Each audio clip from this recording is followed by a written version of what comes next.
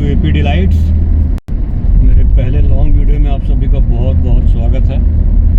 Shorts तो आपने बहुत सारे देखे हैं, काफ़ी सारे डेस्टिनेशन मैंने कवर किए हुए हैं और जल्दी एक नया डेस्टिनेशन का प्लान भी कर रहा हूँ मैं अभी।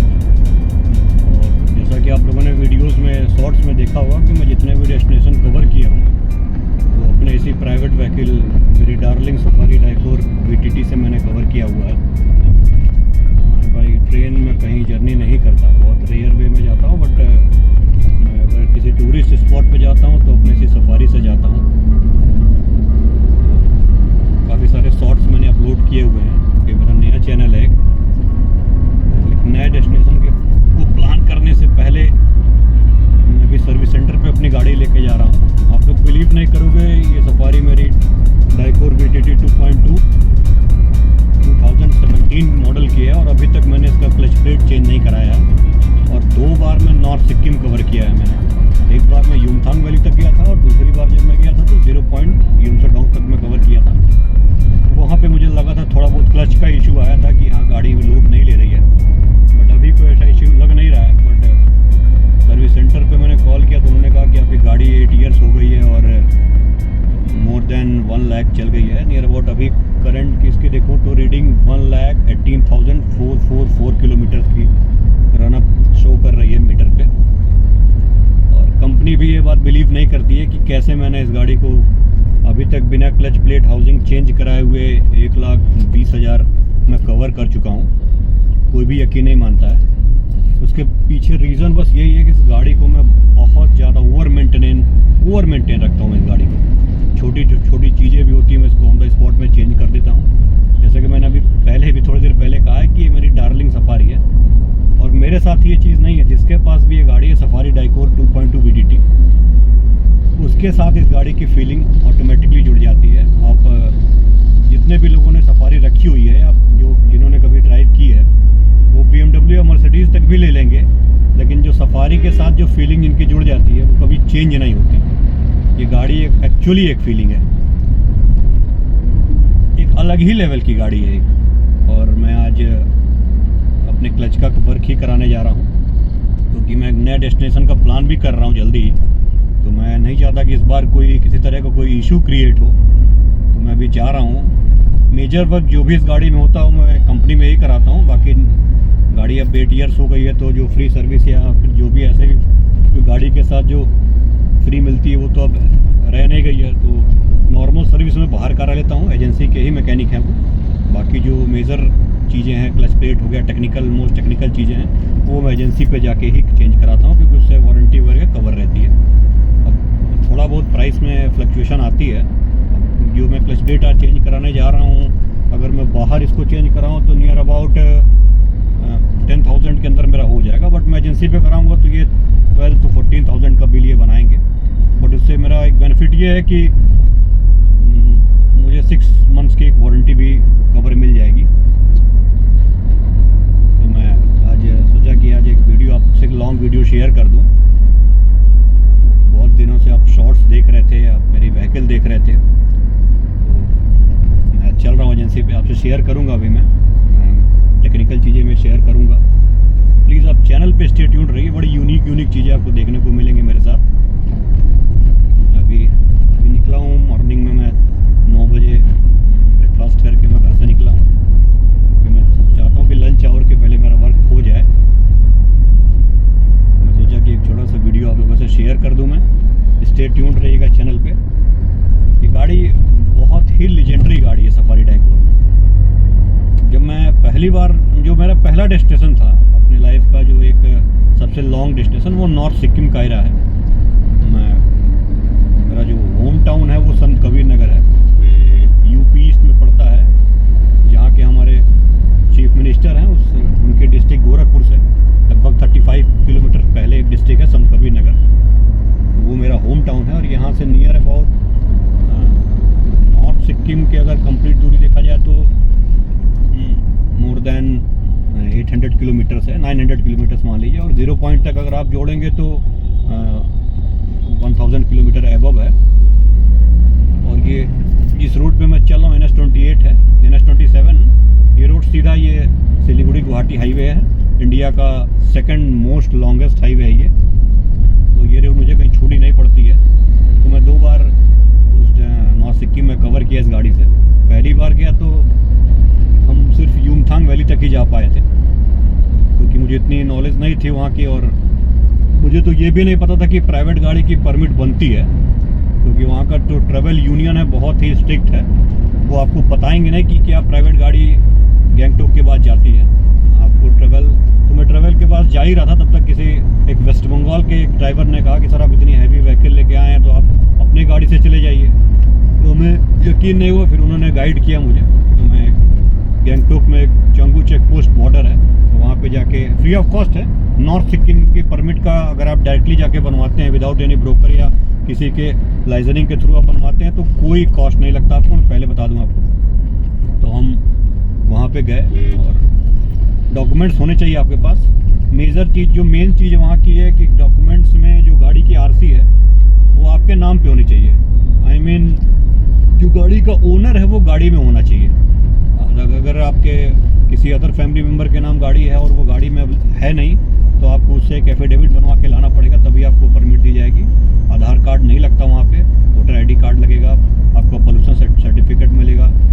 ये कहने का मतलब है जो जितने भी सारे लीगल डॉक्यूमेंट्स होते हैं व्हीकल के, वो सारे वहाँ पे आपको ज़रूरत पड़ेंगे नॉर्थ सिक्किम में। और परमिट बनवाने का रीज़न बस ये है कि थोड़ा सा रिस्ट्रिक्टेड एरिया है, हाईली एलिवेटेड एरिया है। मनाली वगैरह से मोर देन हाईली एलिवेशन वहाँ आपको देखने को मिलेगा। और इंडिया में अगर सबसे हाई रेंज की माउंटेन्स आपको देखनी है तो नॉर्थ सिक्किम के अलावा कहीं भी नहीं मिलेगा। आप गूगल कर लीजिएगा, उतनी हाई राइज माउंटेन व्यू आपको देखने को कहीं अदर किसी प्लेस पे नहीं मिलेगा। तो मुझे बड़ा पसंद आया वहाँ पे, तो मैं 2 बार गया। दूसरी बार थोड़ा सा क्लच का इशू आया, तो अब एक नेक्स्ट डेस्टिनेशन में प्लान कर रहा हूँ हिमाचल का।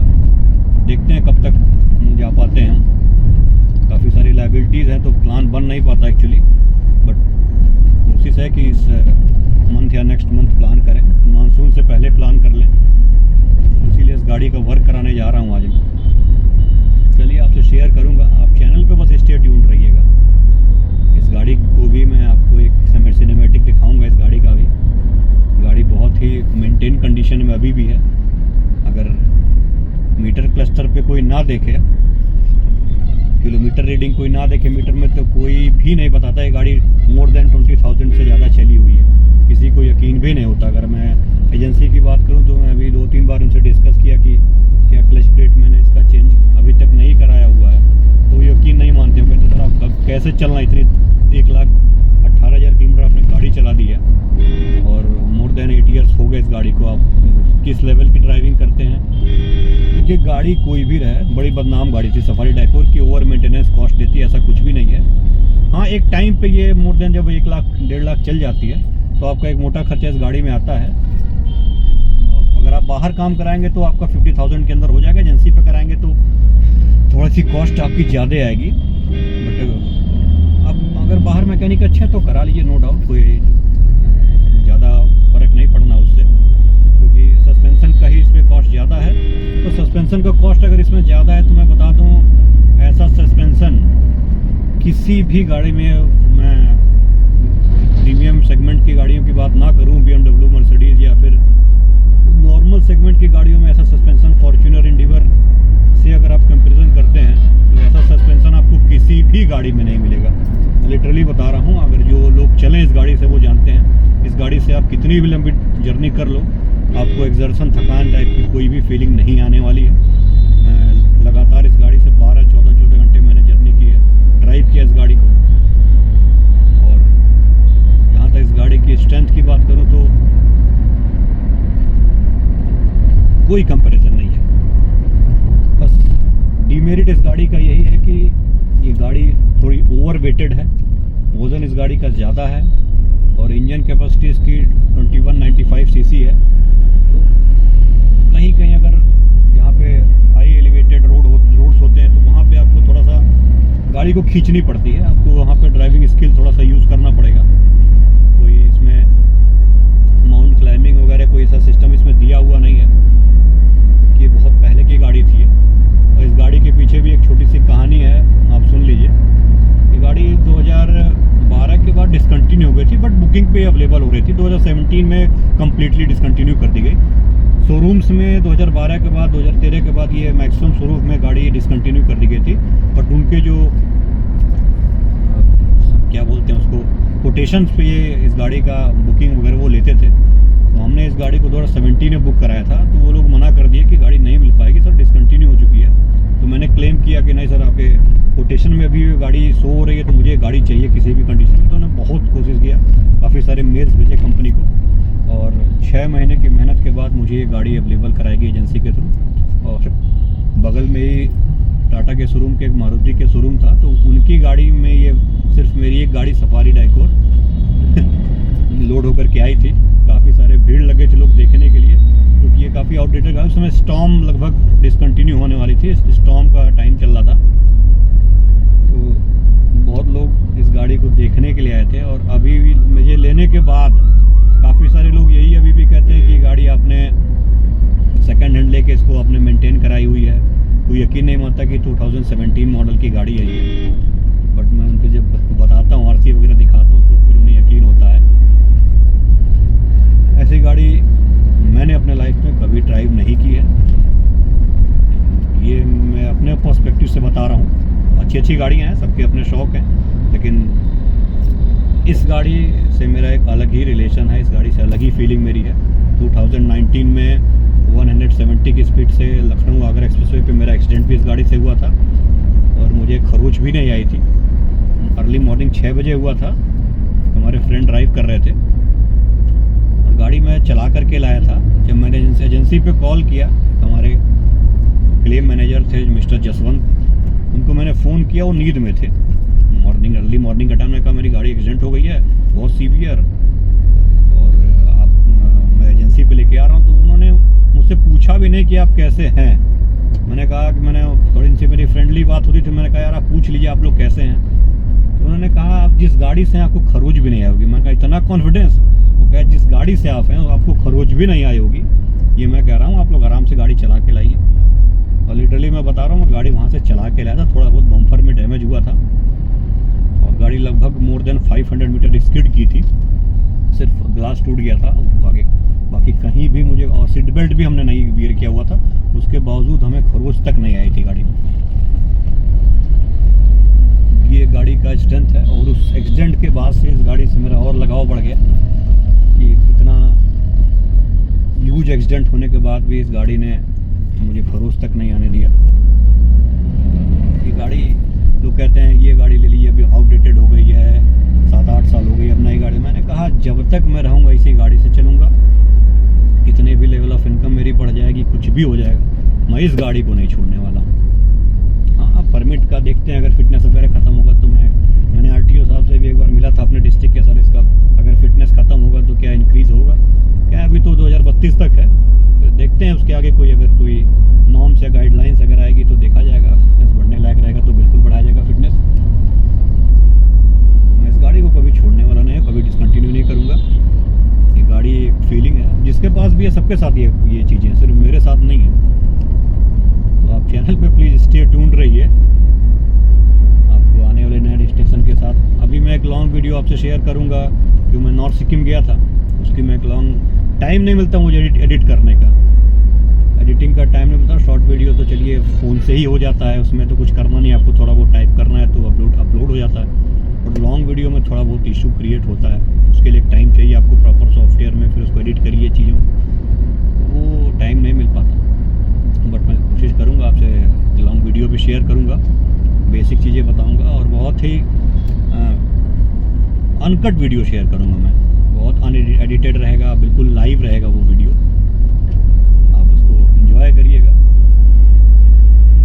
देखिए मैं अपने एजेंसी पे पहुंच गया हूं। 5 मिनट्स का एक यू टर्न लेना है मुझे, उसके बाद आपसे मिलते हैं एजेंसी पे। गाड़ी को एजेंसी पे पार्क करके आपसे मैं फिर एक जो इसकी गाड़ी की कंडीशन है वो आपसे शेयर करूंगा। आप प्लीज़ चैनल पे बने रहिएगा।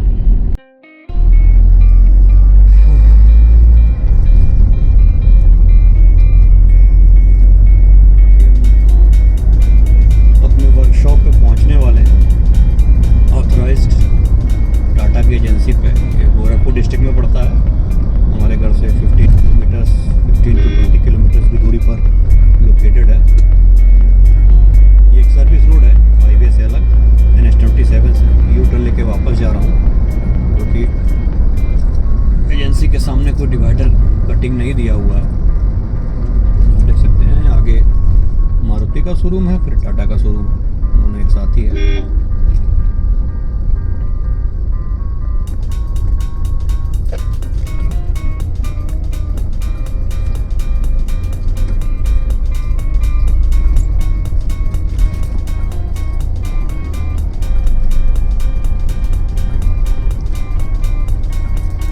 चलो भैया एजेंसी पे आ गए हैं, मिलते हैं आपसे गाड़ी के ऑपरेशन के साथ। गाड़ी का ऑपरेशन होगा फिर आपसे शेयर करेंगे वीडियो, बने रहिएगा वीडियो में।